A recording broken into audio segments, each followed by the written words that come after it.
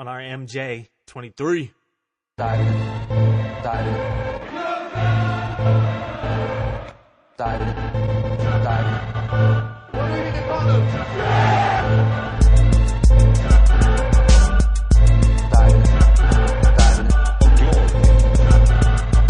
He's not a man. There's nothing more to say. Diving. What it do, my fabulous footies? Welcome back to Diving for Glory, episode Douche Tray 23. Got some lovely dimes to drop for y'all this week. Take a seat, let's get geek. We just hitting our mid-season peak, man. Pep Corciola, your host, Sir Solomon, was good. Yeah, man. This week, we got a little tactical change on some Valverde shit. Switching the format to 4-4-2 as Valverde salsa. 4 topics in midfield now, man. We're gonna do 3 leagues, 1 main topic to accompany our back 4 games and our 2 forwards, the awards, and upcoming. EPL will get covered every week, and the other 4 leagues will be rotating week to week. This week, Lyon sticks it to PSG. Inter and Roma do their normal Italian thing and draw. Atleti battle Mini City. Tottenham fucks it up on the South Coast. Man, don't forget D4G, Diving for Glory, posts every Tuesday on iTunes and divingforglory.com. Also on Diving for Glory channel on YouTube now, man. Hit us on Twitter at Diving for Glory. Jerseys tucked, boots lace, man, cups in place. Let's go. All right. Go ahead, right on over to Lyonnais. Ligue 1, Lyon, man. Put it on PSG 2-1. Tell us about it. Okay, the place is not called Lyonnais. It's called Lyon. The club is called Olympique Lyonnais. Oh, yeah. Which is the club of the Lyonnais. Merci. Thank you always for the proper European lessons, man. I just don't want you to get lost. I appreciate it, man. Maybe our American audience doesn't know this shit either. They're like, what the fuck we going there for? Anyways, it's on channel 726. That is where France is located. Alright, Lyon hosted PSG, and I was super excited to watch this game. And rarely is it the case that when you get a game that you have this much anticipation for, that it matches the anticipation. And this game actually surpassed it by far. And for that, we have to mostly thank Lyon and not PSG. Lyon came, like, they hosted them. They were at home and they came to fucking play. So contrary to Joey Barton, The one criticism of the French league is it's a little bit boring. this was not the case for this game. High intensity. Our boy opened it up early, man. Nabil Fekir. Oh yeah, he's one of the main reasons why I don't think PSG is going to be a competitor. I mean, not a competitor, but is going to win this year's Champions League. Happens to be their goalkeeper, and Nabil Fekir apparently agrees with me, because on that corner, the guy, he saw him in an island by himself, so he took that spectacular free kick, curled it into the corner, but most legit goalkeepers wouldn't have been off their line that far. Anyways. He was about 10 yards. Yeah, like, out and of the for box. no reason. There was nothing going on out there. But I mean, like, where Fekir took the kick from. It's like 10 yards out the box. Oh, yeah, like, that was nice out the box, and dude fucking. Whew. Yeah, he put some topspin on that. But it you're was right. accelerating as it went. Like, that You're shot right. was nice. Goalkeeper should have had. He didn't even move, right? Like, he just. Nah, I mean, he just. Stop. I mean, oh, Mared. That's about it. Oh man, so Kurzawa brought that back, man. Yeah, Levin Stoppage Kurzawa. time. Yeah, Kurzawa. Which I understand your confusion, because this is a light-skinned black dude with a Japanese name. It's you're in the right to Kurzawa, but his volley. Yeah, it was nice. If it wasn't this particular game, most games he would have been a goal of the game, at least contender. It happens to be that in this game, it was the third best of the 3 goals, even though it was a smashing volley that he killed. Yeah, it was a nice volley, dude. Yeah, man. So a bit after that, they come back from half. A moment of contention. Danny, our boy Danny Alves, gets the red card in the 57th minute. It looked like a yellow at first. Like he was just about to get a yellow, or did he have one before? I don't know, because it looked like as soon as he jumped in the ref face, The ref was like, "Oh, really? Oh, let me go to the other pocket." Nah, I think he was pulling the yellow, and then he was like, "Okay, I'm gonna give you this, and when you're done talking, I'm gonna give it to you again, and then you're gonna get a red card." That's exactly the best way to describe the facial expressions on that referee, dude. Because he just He's looked like, at, "Really? Okay." like, "Oh, wait till I go to this pocket." He's like, I can only give you 2 yellow. Oh, and then Verratti runs up and damn near tries to like stop the ref from doing Tried it. to knock it out of his hand. Like, that was a straight red offense on its own. That's what I thought too. But the funny thing is, that was Verratti's biggest impact of the game, or even this season I was just to gonna date. say Like, he's had a pretty poor season after the Barca link. oh yeah, don't worry about Barca coming for you, man. They're good. Good. But go they ahead. both played. They both played a 4-3-3, mirroring each other, which is going to be kind of a theme in today's games. Is that we're going to have a lot of mirroring formations. But the Lyon 4-3-3 moved their most creative player, Nabil Fekir, back into the midfield and had 3 forwards in front of him in Awar, Ndombele. I like the guy's name, Ndombele. Yeah, I was just gonna say, man, Fekir, if you look at his heat map, dude, he just ransacked the middle of the field. Yeah, like, and he was like to Mariano, Cornet, Awar, like he was just unleashing these guys. And Ndombele and Awar, just the 2 of them combined for 11 successful dribbles past the PSG. Like, Awar had 5, Ndombele had 6. Like, they came at them in a way that PSG, the longer and longer into the game it got, were more and more frustrated, and the Dani Alves situation was part of that. They really took PSG out of their game, and it was wicked. Cavani spent most of his time in midfield. Trying to Mbappe, start a fight. You saw it? dude, I don't know, man. I mean, what the fuck are you doing, dude? Like, Neymar's not playing. This is your moment. But Mbappe got crushed in the 30th minute. Crushed. He about to see a neurologist, they said. Woo. Dude. Man.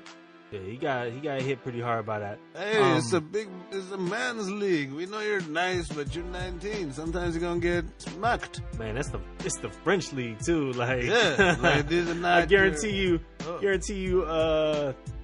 Ederson's not gonna like just launch his whole body like that, like he's doing the flying Jimmy Snuka shit or something. Cause that's it was vicious. Either way, so this game goes late, man. Still 1-1. Yeah, and Memphis Depay,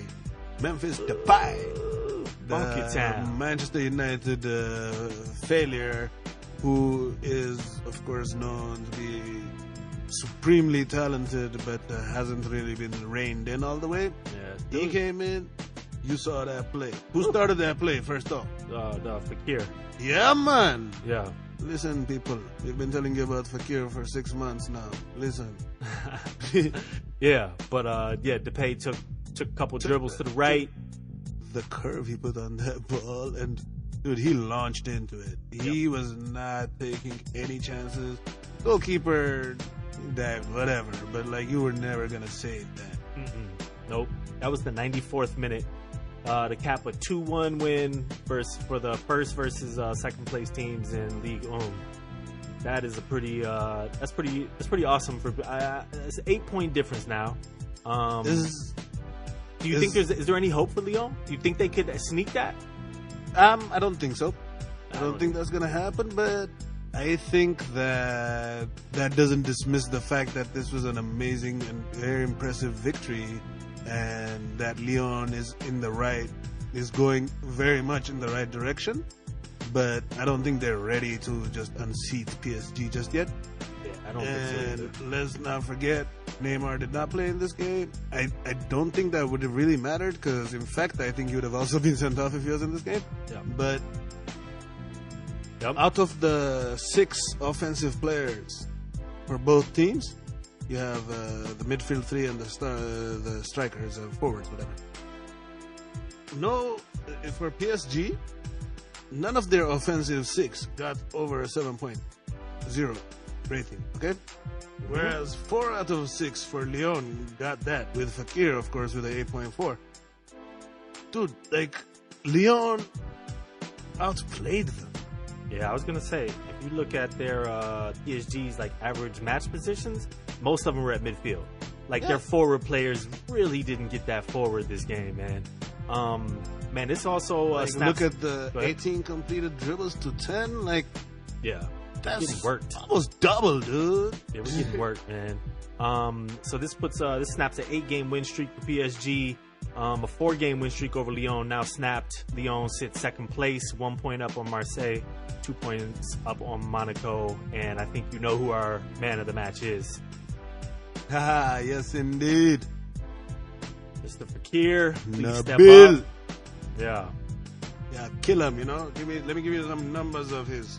He has 2 shots on target, 3 key passes, 2 successful dribbles, a goal, an assist. Just regular Fakirness. Yeah, for sure. Yeah, man. Wonderful excitement out of Ligue 1 this weekend for once. So let's move on though. Go ahead over to Serie A. We have not actually talked about them a lot lately, with good reason. And of course, we get a nice little matchup: Inter versus Roma, which ends in a snoozing 1-1 draw. Yeah, it was. Actually, you described it perfectly. Snoozy 1-1 draw. I think it's right when this game ended that they signed Rafinha to that loan with the option to buy deal, because Inter need midfield help. Like, they got too many workers, not enough people to just create things, you know? Rafinha could be real nice for them, dude. Rafinha could be a boss in the midfield, setting up Icardi and Perisic. Like, he could really be fun. You gotta stay fit and healthy, which we don't know about with, Alcantara brothers. Yeah. But it's funny when I saw it, and like I was looking at the formations and stuff. The Roma formation just like feels a lot more offensive. And they have Gerson, Strootman, and Pellegrini in behind. That was the case, man. It's even sadder than it sounds. Don't check it. Behind Nainggolan, Dzeko, and El Shaarawy. And this, because the other team, other than Perisic and Icardi, they're not creative at all. They're just engine guys. I don't know how you can. This game, for this particular game, it wasn't even fucking close though. But that's what I'm saying. Like that's and then amazing. It starts, and they shoot from everywhere. Yeah, they fucking shoot everybody from everywhere. Left back, right back, center defender. Like, everybody's taking shots for Inter. 17 fucking shots to Roma's 7. Dude, 13 of those are in the box. Yes, and fucking. They get 7 shots on target, which is not really an impressive feat. But when you look at Roma, who I thought was like, oh, okay, they look kind of cute and offensive, they had 1 shot on target the whole fucking game. Yeah, how do you pronounce it? El Shaarawy? El Shaarawy. The little pharaoh. He opened up the scoring at the 31st minute, and it was tragic defense. That was their 1 shot, shot on goal. It was a nice chip, though. No, he finished it really, really nice. El Shaarawy will do that, and he's been known to do that. But like you said, that was it for them. Yeah, and I think Inter should feel very bad that they gave them that chance, because they should have had a good old Italian 1-0 out of this game. I think you're right. Absolutely dreadful game for Checo, who has been definitely tailed off this year. There's been rumors of being unsettled by Chelsea. I think he'll be in Chelsea before this transfer window finishes, and I do think that he looked unsettled in that game also. What's up with this dude? What's up with Conte and all the Italian league players? And like, they are obsessed with getting like a 6'4" guy. Like, they have identified that as a weakness. We must have a 6'4" striker. That was hilarious. Yeah, when they're looking at Crouch and Adam Johnson. I mean, who's it? Andy Carroll and stuff. Yeah. But the Dzeko one, I mean, I he's not fuck just with 6'4". I fuck with no, I fuck with Checo. We've discussed that before. I was like, he ticks a lot of boxes. I would actually consider that a wicked purchase. He's a definitely nice option. Would be a nice option to Morata. Yeah. So for Inter, man, they fall to 4th place behind a surging Lazio team, man, on goal difference. Lazio also has a game in hand. Roma fall to 5th, 3 points back of Inter with a game in hand. And the goal difference is a lot, too. It is. It's a really big goal difference. They've been bashing people lately, actually. Fifth straight game without a win for Inter, and the 4th straight game without a win for Roma. So they've come back to earth a little bit. Who you got? Go ahead. Oh no, please. No, I was just gonna say who's your man of the match? Oh, I'm gonna just give it to Mateus Vecino.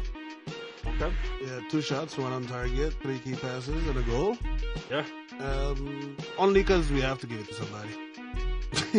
I got Allison, the goalkeeper for Roma, because he had some really nice saves, and one successful dribble. Dribble describes the game. But. Yes, agreed. Speaking, you talked about how bad Dzeko was. Icardi shot, but like he's one of those guys that if he's not hitting the target, he's just yeah. All right, man. We're gonna move on over to Spain, and we're gonna give you a departure from the big two, and kind of talk about that third little brother, the middle brother. Actually, we are talking about the big two. We're we talking have- about we the have second been. place team in La Liga. That's true. Technically, good one. What is this other team you talk of? I don't even know, man. Real Machit. Yeah. Atleti, though, man. Atleti took on Mini City Girona this week, and again played to a 1-1 draw with what looks like less action than the Inter Roma game. But tell me about it. I wouldn't say less action than the Inter Roma game. The Inter Roma game was just a game where it looked like both teams didn't really perform. This team, and this has happened even when they played against Real Madrid and their first meeting against Atletico Madrid. When Messi played and he was on a 9-game scoring streak and he played against Girona and they put that Man City youth player to man mark him and Barca won 3-0, but Messi didn't really play that game. Yeah. But Pablo Machin, the coach of Girona, really has them playing a style of football that bigger teams, instead of just trying to override it, like first off, he's playing a fucking outdated formation. Which is? Like a 3-4-2-1, but it's like really his version of a 3-5-2, which he thinks is a badge of honor to play. Gotcha. But it's been out of the rotation in that form so far that people, especially the big clubs, just don't know how to react to it. Mm-hmm. So Real Madrid tried this, Zidane did during in-game, and now Atletico did this past weekend. They tried to match them formation-wise. Okay. So they went out of their comfort zone and put out a 3-4-1-2 team. 3-4-2-1 team out also. And it played into their hands. They had Atletico Madrid had 4 shots on target to their 3. Like they really took them out of their game. Mm-hmm. And the one player that was a shining beacon for Atleti was actually Tony G. He was doing his thing. But due to fixture congestion, he took him and Diego Costa out of the game after he had given the team the lead off of a Diego Costa assist. And Girona scores immediately. And by the way, Girona always scores. So they've only not scored in 4 games this season. No doubt. Solid for a recently promoted team. Exactly. I do want to point out, you mentioned Costa and Griezmann started together. Costa up front, I like that. We'll wait with Griezmann on the wing, give you a little more firepower, and they connected for that goal, and that was a wonderful run by Diego, and a nice header, and he got crushed by the goalkeeper too. That's what Diego Costa makes the Diego Costa money, though. That's my dude, man. Yeah. I fuck with DC, man. But he got Simeone got a lot of flack for taking the two of them out. But like Pablo Manchin, Girona court said, Koke, Gamero, and Vitolo are the players that he brought in. It's not like they're some cripple. Exactly. Like, he brought in some big time Say he brought names in when he took them out too, you know? Yep. But this is more a story of, like, the Inter-Roma game was just a disappointing fucking game. This is a story of an underdog that is making a fight out of this league. They're they are 11 points and 8 teams between them and safety right now. You know what I'm saying? So they're having an amazing season. Hey, if you look at the other way, they're 5 points back of Sevilla for a Europa spot. And that, look at that. I mean, and I just wanted to just give them some props because like Girona has really punched above their weight. And I mean, it's nice that you're owned by one of the super agents in world football right now, but you got 5 City players on loan. And they don't even play that much. They don't play. Like, one of them gets playing time, yep. but like they don't really play that much. No, they don't. The City player that gets a lot of playing time is in Dortmund, and that is Jadon. No doubt. So yeah, to your point, Atleti drop points. Drop points here. They're now 11 back to Barcelona, only 3 up on Valencia. Girona is tied for like 9th, 10th, 11th, whatever. But on goal difference, they sit 10th, 5 points back to Sevilla. Like you said, 11 points safe. They've only played 2 times ever, 2 draws, and man of the match, pretty obvious here. How so? I think so. Tell me. No, you go ahead. Tell me. I got Tony G.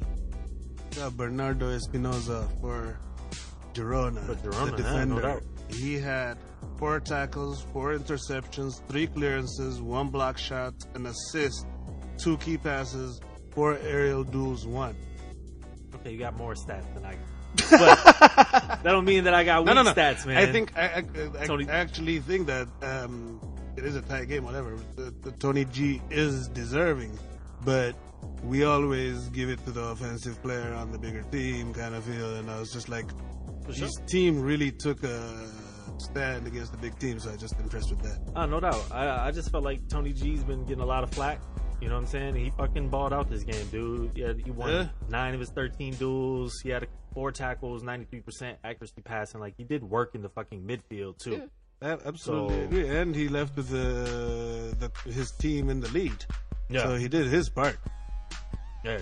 But small team. I gotta get some props. Hey, when you for make sure. them drop points at home. Got no problem with that, man. No problem. Word up, man. Let's go ahead and move on to the south coast of England, where Southampton hosted Tottenham to another 1-1 draw. Tell us about it. It was a Spursy.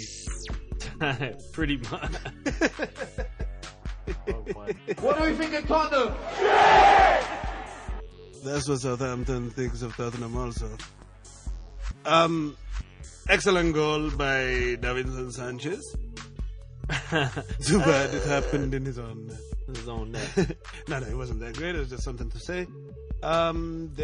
He fucked up, and they immediately got the goal back, but Southampton from kickoff were set up and ready to play, and their 4-2-3-1 formation worked better than Tottenham's 4-2-3-1 formation on the day. Another game where they mirror each other. But Toby Alderweireld not being around makes Tottenham look very vulnerable in the defense. Yeah. And Davinson Sanchez has had, I think this might be his 3rd game that he's actually custom directly.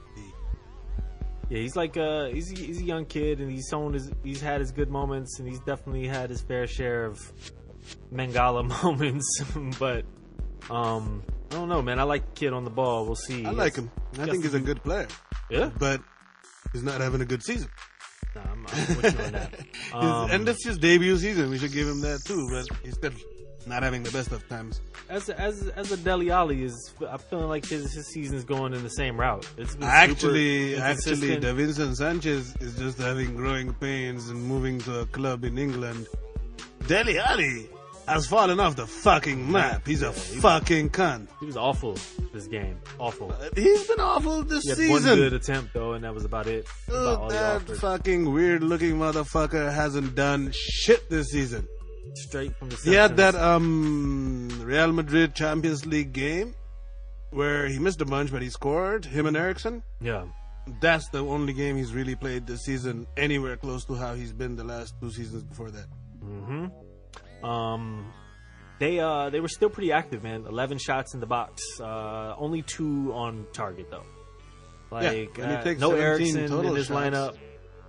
And you don't hit on the target on 15 out of your 17 shots? Yeah, that's pretty whack.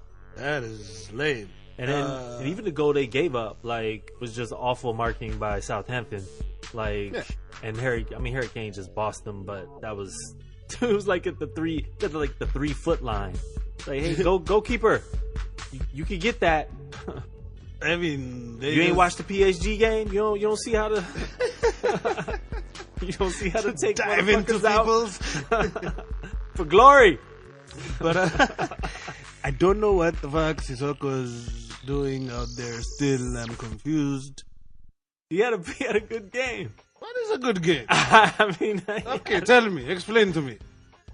if you're Sissoko and you play for the Spurs. I mean, in yeah, all for him it relative was a good fashion, game. He this got is to a play. He didn't good score an game. own goal. But what I'm saying is, for Tottenham, how is his good game a good game for the team? I didn't help him. No, I mean he just.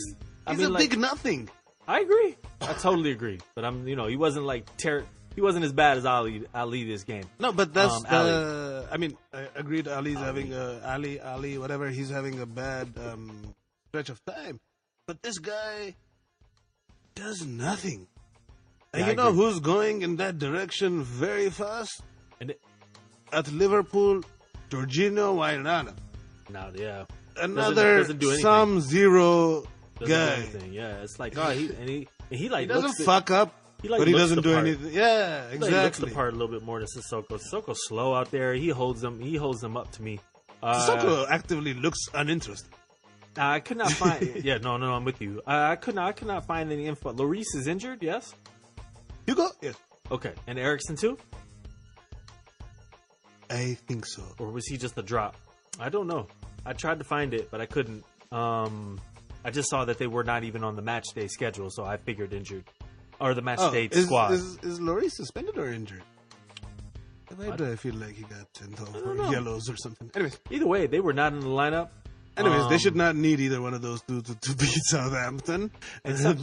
Apparently they do. And Southampton had a couple nice chances. I mean, they had their chance to win this game. He had a nice header that went just barely over the corner of the goal, and then 17-year-old Obafemi had a very nice cross delivered to him, and he just picked the wrong foot. 17 years old, man. And also, like, you're Southampton and you get a 1-1. Oh, you cool with Tottenham, that? like, you're cool with it. Even though, And they had double the shots on target that Tottenham did. They had 4 shots on target to Tottenham's 2. Their dribbles, they out-dribbled Tottenham 10-7. Like, they should have. Yeah, dude, you should be embarrassed if you're Tottenham. Hey. dropping more points. And it's not like your points just got stolen. Like, this team played better than you. Yeah, no Van Dijk. Yep. Definitely a tough day for Tottenham. They remain 5th, man. 2 points back in pool. They're only 3 up on Arsenal now. Southie actually falls to the relegation zone here. Just call him Southie.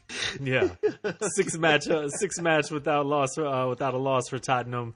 But that snaps their 3-game win streak against Southampton. Who the fuck is the player of this game? Oriol Romeo. Okay. Holding midfielder for Southampton. He broke up a lot of the game. Like, he didn't allow them to get in the rhythm, the Tottenham players. And I just liked how he bossed it. And, fun fact, what academy did Oriol Romeo come out of? Which academy did he come out of? La Masia. Ah, nice. From there, he moved to Chelsea. And Oh, no. a couple of knee surgeries later, he's in Southampton, reclaiming his career, and he's been good for them there. Like, he's a solid anchor. Oh, no doubt. Boom. That was that, man. Back four, done. We're going to move on. The midfield, our mid four, man. We're going to start it off with that EPL review. We're going to start it right over here with Chelsea, man. Just smash Brighton. They haven't done that in a while. They haven't scored goals like that in a minute. Scored early, they scored often. They had fun. Chelsea looked exciting. No Morata. They looked like they did in the first half of last season. No Morata. No Cesc either, right? Yeah, no Cesc. Bats came on and he really made a play. They've been like on last week's pod. I thought that he was already finished and on his way to Sevilla, and then he's still there. He gets a start and he did not score, but yeah, he balled out for them. That back heel assist was nice. And speaking of other back heel assists, man, Arsenal just destroyed Palace. They were up 4-0 within like 28 minutes or something. Yes, the great playmaker Nacho Monreal destroyed him. He played for less than half an hour. He had 2 assists and a goal and left like 3-0 lead in like 25 minutes, man. That's how you do it, son. That is how you do it. I'd like to say the sequence that led up to the Lacazette 4th goal was fucking awesome. Another back heel there by Ozil, I believe. Yes, it was beautiful. Destroy Palace. City with the 3-1 over Newcastle. Back to their winning ways. Didn't think it was the most impressive 3-1. I mean, it was nice to see living legend have his game. Absolutely. Aguero with the hat trick. Like, every time Jesus or somebody else scores, they say, "Is Aguero done at Man City?" Every time. And he's just constantly their top scorer. He's an excellent talisman. Like, he's a killer. I don't know why he doesn't get the props. Yeah, it's just weird. It's just like, if you don't do it every single game, it's just like, dude, like, you're gonna have your ups and downs as a striker, man. You just are. But yeah, man, the hat trick, 3-1 over Newcastle. Across the city, they put it 1-0 over Burnley. I think they were at Burnley though. Yeah. With a Martial strike that was really nice from a nice delivery by Lukaku, who I literally at that moment I was like, dude, I'm not a Lukaku fan, and as soon as I said that, he hit Martial for the assist. I mean, those are the kind of games that you're supposed to be a Lukaku fan, man. Burnley? Sure. When he's playing against Chelsea, you're somebody else fan, because then he won't show up. But these games, he'll be impactful in. That's it. Yeah, no doubt. Martial goal was nice, though. Composed himself, stuck it, top of the crossbar. Nice. Martial been doing nice. They would have to leave him in even with the new signing. Yep. And Lukaku, they of course still have to. So I think that, as is the norm with Jose Mourinho, Juan Mata gonna bite the bullet. Norm. Oh shit. Also, man, Leicester up to 7th, been in 7th. They've been working it. There's still a nice gap between Arsenal, but they put a 2-0 win over Watford and ended the Silva saga over there. Marco Silva saga. This is, you remember when we talked about him going to Everton? Mm-hmm. And he said, why would he? They're doing better here. And I told you, well, he'll lose 5 games and they'll fire him. That's what the fuck happened. Done. Sorry, bro. Hey, now go apply, nigga. Yeah. Big Sam ain't holding that down forever. You know that. Go look for a job, you know? Oh, shit. Mahrez, man, I just want to make mention because he's been on fire lately. He had a really nice goal. Couple draws. West Brom drew Everton. Got points there. West Ham drew Bournemouth. Interesting. Everton, West Brom. Everton should be highly disappointed that they tied West Brom. But Theo Walcott, debut assist. No doubt. To Omar Niasse. Now, I'm kind of disappointed just from a revenge aspect that we didn't cover this game in our games, but it's cool. It's cool. I'll still take a little. I'll take a little perverse pleasure in a 1-0 away loss to Swansea. Thanks, Liverpool. We'll take those 3 points back. You heard the commentator at the end. He said, "They've been the ugly ducklings of the Premier League, but today they're the Swans." No, but that was poetic and perfect, sir. Thank you very much. Liverpool How did this happen? Tell us. Dude, the game starts, and first of all, the first observation I texted was, Liverpool needs a Coutinho type. Oh, so they are gonna miss him. Oh yeah, they missed him expected a lot in this game, and I had to check our back pocket and see. I was like, oh, there he is. He's with us. Whew. You need one of those. They played Emre Can, Genie Wijnaldum, who the only thing good about him is his little song, but his game is shit. He had a couple of games this season that he's been okay, so they think he's, like you said, he looks the part, but he has too many shit games for my liking. And Alex Oxlade-Chamberlain, their new cult hero, because he scored a goal against Man City, remembered It was a good that he was now. Alex Oxlade-Chamberlain. He was like, oh, that's who I am. And he played like we've known him to play, which is badly. Pretty much. And this is a team that these three midfielders in most other teams are sidekicks. They're not, like, you'd play one of them with two more talented players just because their work rate and stuff. But what I don't understand about Genie Wijnaldum is, like, he doesn't have good work rate. He's not even one of your effort guys. No, he isn't. He just kind of floats the games. Then if you're going to do that, then you got to be a killer passer, dribbler. Like, he's not that either. What the fuck are you? Yeah, like You're just a guy. Reminds me of that. Yeah. He's a lot like Iwobi, except he costs more and he's older. So at least Iwobi has youth on his side, you know? Emre Can, same situation. Like, they didn't have somebody to break down a simple team that just decided to sit with two banks of four and say, okay, attack us. And they didn't have one midfielder to break them down. They're a fucking track team, and they didn't know what to do in a set offensive system. So explain this, man, because, 3 shots for Swansea. I mean, and Liverpool did their normal thing with a ton of shots, a bunch on goal. How does this work, man? Like, how do they do something like what they did to City the week before, and they show up and they just can't do it? They're actually, like even the commentators were saying it during the game, they're actually built, and the way they play, the counter-attack threat that they have, is actually more effective against big clubs, because big clubs come after you. Mm-hmm. If you're a kind of club that sits back like how Swansea did, this is why when we were talking about, I told you their project was looking good when they got Virgil van Dijk, and I said, but it all depends on whether they keep Coutinho.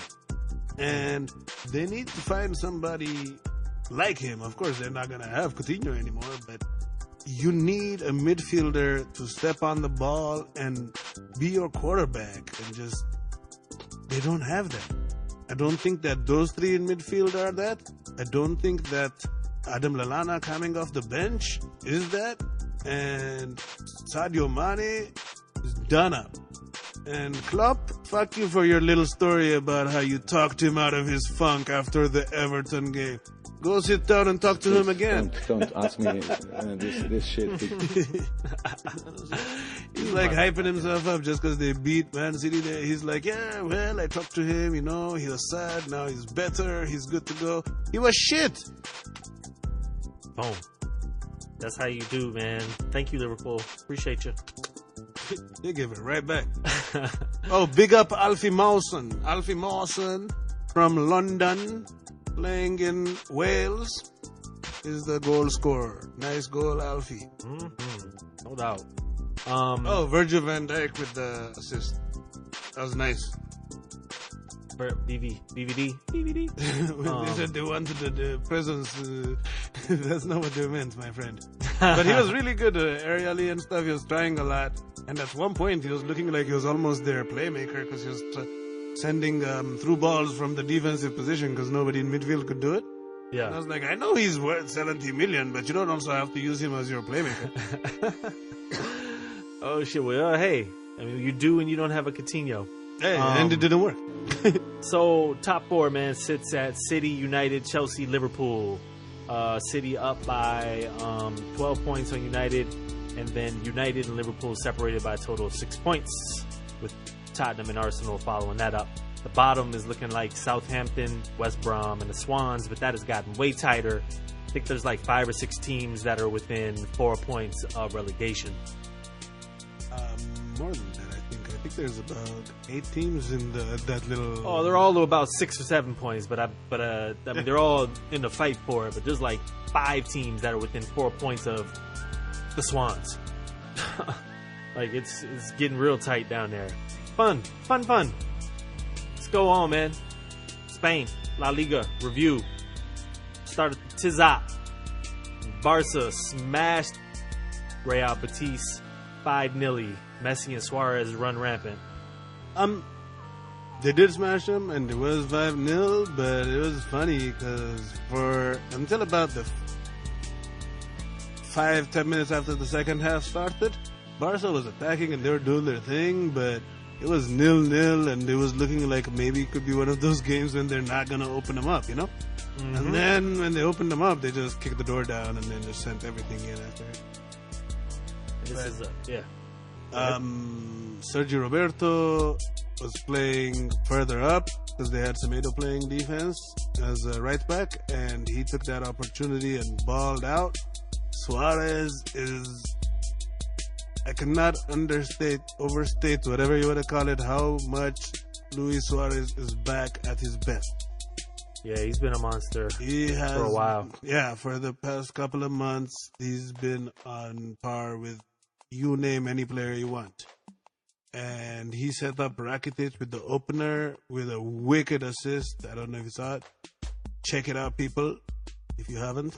Then he proceeded to have his couple of goals. Helped Messi get his couple of goals, and it was a good game. Perfect tens on the SofaScore, man.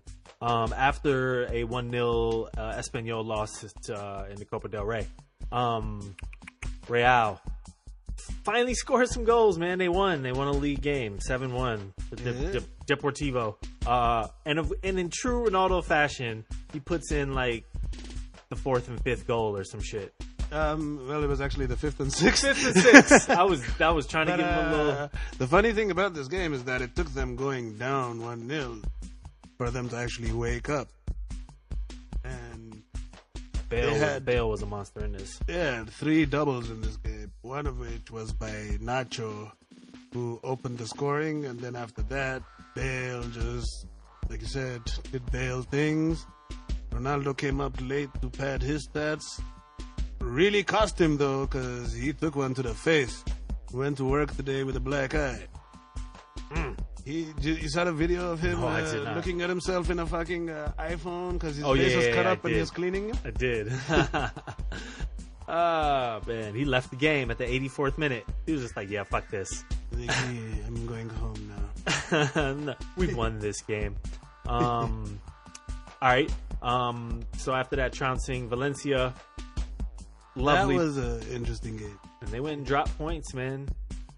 The boys in the beach, Las Palmas. I don't know. Like, a lot of people think that since you don't see a team like Las Palmas beat Real Madrid or Barcelona, that they're shit. And they say, oh, it's a 2-team league. No, these teams are nice. Like, they took the game to Valencia. The two Jonathans, Jonathan Vieira and Jonathan Cayeri, came at them the whole fucking game. Fucking Gabriel, the ex-Arsenal defender that Valencia has, is still a fucking moron. He got his ass sent off for no fucking reason. Like, just because he's an idiot. 2 red cards for Valencia in this one. Yes. But after his sending off, like, they were seriously in the back foot before that. And after that, it was done. Second red card comes by, like, they had already quit by then. Like, Las Palmas, big respect. Yay. Villarreal with a 2-1 over Levante. And Sevilla smashed Espanyol 3-0. Yes, 2-1 is actually a little flattering to Levante. It took a 90th minute penalty to get that one. But Villarreal is in a good run of form, and they are breathing down Real Madrid's neck. If Madrid slips at all, they're right there to take it. Boom. Bilbao had a fantastic goal, and that talk about that later. But they draw Getafe 2-2. Yes, Athletic. That was a fun 2-2 game to watch, and the goal was beautiful. Yeah, definitely check that one out. Celta continued their scoring and actually put it 2-1 over Real Sociedad. Eibar drew bottom of the table Malaga, and Alaves and Leganes draw 2-2. Top four in La Liga looks like Barca, Atleti, Valencia, and Real. It's not really close. It's only close between Atleti and Valencia. Real still 5 points back. And then Villarreal, Sevilla sit very close to that. The bottom of the tables, Deportivo, Las Palmas, and Malaga. Word up. Oh. Thomas Vermaelen is a gentleman. He got injured right when Samuel Ntiti got back from injury. Oh, that's right. Right on time. Much appreciated. Thank you for your service. We're going to move on. Bundesliga. Little quick roundup here. Bayern with a 4-2 over Bremen. This was 2-2 late. Yes. Bremen really came to play. Bayern. The Lewandowski, Thomas Muller, and James Rodriguez just decided it was time to stop playing games, and that's what happened. Yeah, Mueller and Lewandowski with both with the brace. James just balled out in the midfield. The assist, especially to Thomas Muller, was spectacular. He's by far and away the best player in Germany. He's statistically having the best season of any player in Germany. Man, you talking about bargain rate at today's prices. Dortmund draw again, of course, 1-1 with Hertha. They are only they're only up by they're only up by goal difference sitting in that Europa spot. Yeah, that was a interesting game because Aubameyang didn't play. Maybe it's because of his pending move, but the kid we talked about earlier, Jadon Sancho, made the assist for the Kagawa goal, and he's looking really nice actually. So what are they going to do without Oba if he goes to Arsenal? Like, are they going to have a really big problem? No, because I think he's reached already the point going? where he's reached Alexis Sanchez levels for that club, so it's just time to go. Yeah, I'm sure they'll find a cheaper replacement somewhere. And for sure. For sure. The two Bayer, Leverkusen, and Borussia Gladbach both have victories. Leverkusen 4-1 over Hoffenheim. Gladbach over Gladbach. Lyon 2-0 over Augsburg. Yes. On the Gladbach info, one of the goal scorers for Gladbach was Thorgan Hazard. And an assist. And Ginter, and they both had a goal and assist to each other. Thorgan has started slow this year, but last few games, man, he's been pretty nice. He's Thorgan. Why is he Thorgan? There's no other way to pronounce that, man. Thorgan. All right. Like, it looks like some shit off Game of Thrones anyway. That it does. I could not argue it. Thorgan. All right. Yes, we are done with that. RB, man. Hold on. Yeah. Sorry. The Hoffenheim Leverkusen game. Yeah. Leon Bailey opened the scoring on that, and he is now that especially Oba is gone, but Oba's not young anyways. But Leon Bailey is the most looked at young midfielder in Germany right now, and on who scored for example he's the only player that has a rating 0.01 above, but still above James Rodriguez. He's been killing it. You will see over the course of the summer, I think, a move in play for him to a big club. Leon Bailey. No doubt. Good call. Appreciate that. RB looking like the Liverpool of the Bundesliga. Their nice little win over Schalke a few weeks ago. They show up and lose 2-1 to Freiburg. Yep. Timo Werner gets a goal in a wasted effort. A guy called Kocher, whatever, and Haberer score against them, but they've had an up and down season. Basically, fuck them. Yeah. Schalke with the 1-1 draw with Hanover. Frankfurt 3-1 over Wolfsburg. Mainz 3-2 over Stuttgart, and Köln 2-0 over Hamburger SV. Yes, the battle of the relegation teams, Cologne and Hamburg. The second place through like 8th place are all within like 2 points of each other, really close. Yeah, but top 4 stands as Bayern, Bayer Leverkusen, Schalke, and RB still. Leverkusen, Schalke, RB, and Mönchengladbach all have 31 points. Mm-hmm. And then Dortmund and Frankfurt have 30 points right behind them. Yep. Yeah, I know it's super tight. Too bad the league isn't, but race for second place is on. Bottom of the table looks like Werder Bremen, Hamburger, and Hamburg. And there's an ER on the end of that shit. I know. I could call them HSV too, but no. Okay. No, we're not going to do that. Word up. He's saying hamburger. I like hamburger, man. I like hamburger too. I like cheeseburger. Word up, man. All right, let's move on. That's the Bundesliga review. We are going to wrap up the midfield with a little discussion here on a rarity in the football world, which is a player-for-player swap. And not just a player-for-player swap, a swap of top-tier talent between 2 top-level teams. That's a lot of T's. Alexis Sanchez gets swapped for Henrik Mkhitaryan. Talk about it, man. What do you think about that? Both about the same age, I think. They are. And both almost, 29? I think they're both 29. 29. Henrik Mkhitaryan did not fit in at Manchester United and would never have as long as Mourinho is there, because just philosophically he's just a different player than what Mourinho can work with. What his strengths are not anything that Mourinho has any interest in, really. Alexis Sanchez goes the other way. I think it's interesting that Arsenal managed to get Henrik Mkhitaryan on a straight swap when their player has less than 6 months on his contract and could have signed with Manchester United as of the summer for free. And for Manchester United, it seems like a bit of a panic move to just go all in with trying to get Alexis Sanchez, basically because Man City was looking at him, which I think he fits a Mourinho system better than he does a Pep system. Yes.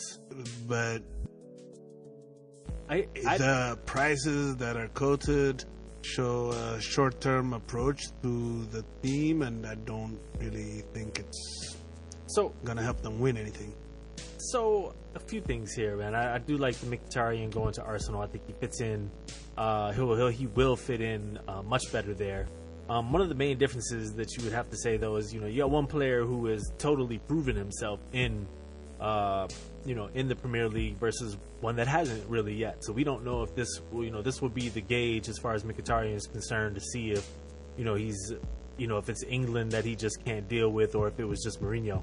I think that's an interesting question. I also saw at the beginning of the season when he they played him in his position and he was allowed to play. Yeah, like he's shown that he can play in Premier League, I think. I mean, I just don't. But then he decided to make him a midfielder, and that's not what he is. So he was bad at it, and then it's just being. You can't just say judge the guy when if you move him out of position and he doesn't do good. How's that his fault? That's not his position. I'm gonna put it like this. At the end of the day, dude's a few good games here and there. It's his second year in the league. So, a few good opportunities here and there, too. How many games have you seen him get chances? You're making my same exact point is all I'm saying. Because when he goes here and he plays hopefully properly in the right fucking spot, we can see if that what you're saying is on point. I'm not, you said it. It's you know what I'm saying? It doesn't make it fucking true. You feel me? All right. No, I'm just saying. Because Mkhitaryan, I mean, like, I agree, and I totally agree with what you're saying. Like, I think he's going to succeed at Arsenal. I think he's much more suited for them. But I still think it's, after 2 years in the league, it's quite, we'll see. I mean, he could go here and be some bullshit. And if he is, then that's every transfer. Yeah, I'm not saying he's going to be a success. All I was saying was in regards to whether he can't play in the league, every opportunity he's played in his position in the league, he's been fine. Like, I'm not saying he's wowed people all the time. I just don't think that he's getting, like, if here they have no choice but to play him in his position because that's what they need him at. So I think it should be interesting.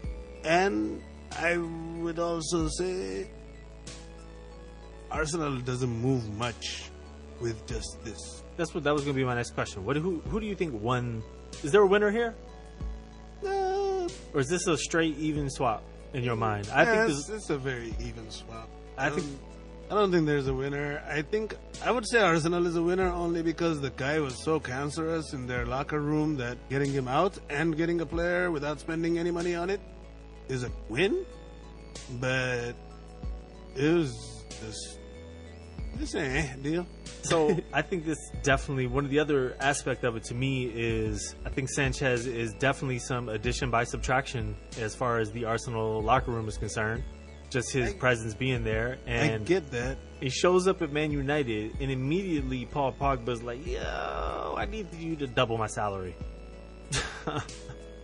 I mean, get immediately. That, and Bayern Munich in the summer refused rejected the opportunity to sign him because they said his salary is going to cause issues within the locker room, and I think that's how a smart team conducts themselves. Yeah, no, absolutely. This is going to be an issue, and I don't think that Alexis Sanchez's issues are really worth it for a team to deal with at this point. Like, so his best football to me is behind him. Is first of all behind him, and is also played when he's your second guy and he's making runs for you. Like how he was a workhorse at Barca, that's his skill set.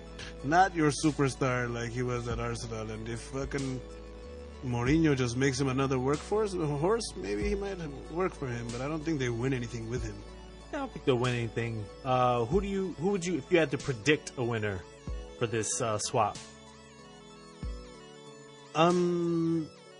I think Henrik Mkhitaryan has a chance to be a Arsenal cult favorite out of this. Like, I think they are thirsty, like they really want a player to get behind, and he's a flair player, so if he does certain things and creates a couple of assists, I think they're ready to fucking jump on the bandwagon. We'll see how it goes, but he has an opportunity to come out of this a win.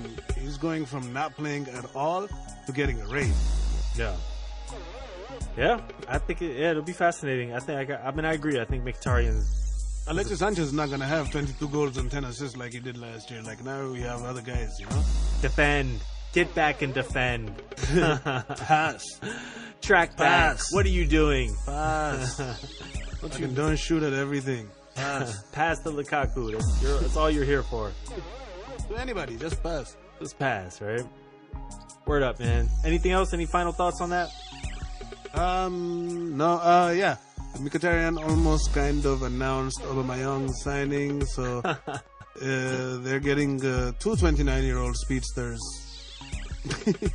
Interesting that they go that old. Because I like that front four though, man. It's not you run that with Ozil and Lacazette.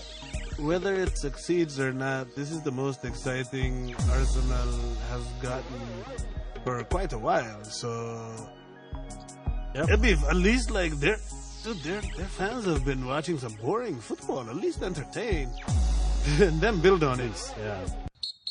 Word up. All right, that's the midfield. Mid forward done.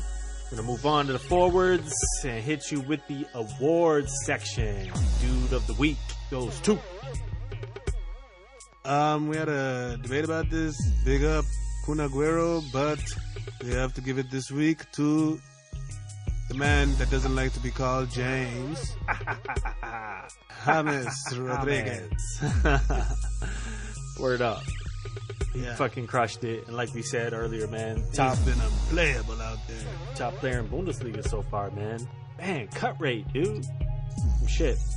That just means they can pay him a larger salary. Nice. Didn't think about it that way. Yeah, that's how, because teams think of pay packages as a whole, like the transfer the fee. agent fees, Yep. and your salary. So if one of those things goes down, that means that's more money for you. Real quick, to backtrack just a little bit, do you know who Sanchez's agent is? No, Okay, I was just wondering. it's not Mina. Okay, it's not. That was the question. No, it's not Raiola. He owns them. Yeah. He Every owns- time he leaves, a sucker. Oh man. He charged them 40 million to conduct the Lukaku deal. Damn, for real? Yeah, because he got commission on the sale, and then he negotiated Lukaku's personal contract with them, and he got more money for doing that. So he got 40 million out of $100 million. There's only one word I can say to that: respect. Yes. No doubt for doing nothing. But anyway, Oh, and he renegotiated Ibra's contract while he was doing that. That's what I'm saying. And dude's making, and Ibra was making like $350,000 a week or something. Yep. Crazy. Which is basically double what Pogba makes at the moment, which is why he said I need more money. Anyway, goal of the week goes to Iñaki Williams out of Athletic Bilbao, a club that only play players from the Basque region, which is funny because this guy is black. But he scored a wicked volley, tight angle, far from goal. You should see it, very Van Basten-like almost. So give it a go. It was during their 2-2 tie against Getafe. The form, the execution. Man, Big up yourself, Iñaki. Yeah, it was tight. It was tight, man. Please Google that. Anunnaki Inaki Williams, word up. Twat happened moment of the week goes to Liverpool. We've been breaking some rules with Liverpool lately. We gave dude of the week to the manager, and we're gonna give the twat happen moment to the entire Oh, yeah, team. they've been getting awards like goal of the week, dude of the week. Yo, Liverpool, there's another award. Put it on the shelf. Man, y'all What the fuck happened this weekend, yo? can't come off ending City's 30-game win streak or some shit. And then lose to a dude called Alfie Mawson? To a squad that everybody knew was Not going like down. a London cab driver beat you. Come on. Ah, damn, dude. Liverpool is used to that, man. That type of abuse. All right, man. Upcoming games. Some interesting games this week. Nothing spectacular, but Chelsea Arsenal, but it is Carabao Cup. That's pretty nice. Yeah. They're going to play real teams. No Morata, no Cesc again. I believe Courtois, they do not know if he's going to play. And Drinkwater. And Oh, he can't play and drink water at the same time? No. Talk about injury. Injury, man. Injury. Shut up, man.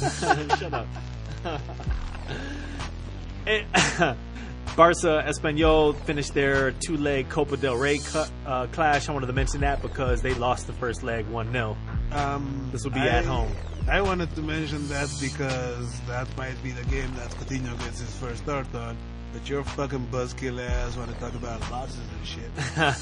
Talking about the way they're going to come back and crush these dudes, man. Shit. No rest for the weary in La Liga, man. Real turn around and have Valencia away to Valencia. I hope Ronaldo's face survives that. I want to see how much makeup he has on his eye. How much foundation. Can't be more than he already wears. Woo! Word up. PSG hosts Montpellier. Montpellier. Yeah, It's, and they were. Michel Platini's team. Didn't they win the title like Ibrahimovic's first year there? I believe so. I think that they're pretty high in the table as well. Like they're 7th or something, which They they used were. to be an old powerhouse of France, and like now they struggle a lot. They're the team that's Lyon's geographic derby game. Yeah, And you know when Nabil Fekir took off his jersey and shit? yeah. That was against them. Okay, no doubt. Well, after the Espanyol match, Barca also plays Alaves. In Serie A, AC hosts Lazio. Lazio's been on fire lately. Yes, AC Milan put together a few results. They're doing okay. They look like they're not actively sinking, but Lazio, especially behind Ciro Immobile, is destroying people, so watch out. Hook 'em up, Chiro. Third and fourth place in Ligue 1 also played this weekend. Marseille hosting Monaco. Yes, Dimitri Payet had a goal last week where he literally broke the goalkeeper's ankle. No, like he pulled a move on him, scored, and the next thing you see, the goalkeeper was getting carried away. Damn, dude. He broke him. How'd that did get goal of the week? I just now remembered it. I'm sorry. Damn, can we give that award a posthumous award? Shit. Yo, that was like awesomeness Giordini. of the week or some shit. Just some straight, like he broke the guy. Shout out, dude. Damn. And one. Gonna mention just a couple of the FA Cup ties, man. For some reason, City keeps playing City. So Cardiff City hosting Manchester City. Chelsea and Newcastle. Liverpool, West Brom. Southie and Watford. And United are away to Yeovil. Yeovil. Yeovil. That's where all the Yos live, man. No doubt. Hey, yo. Praying for no replays.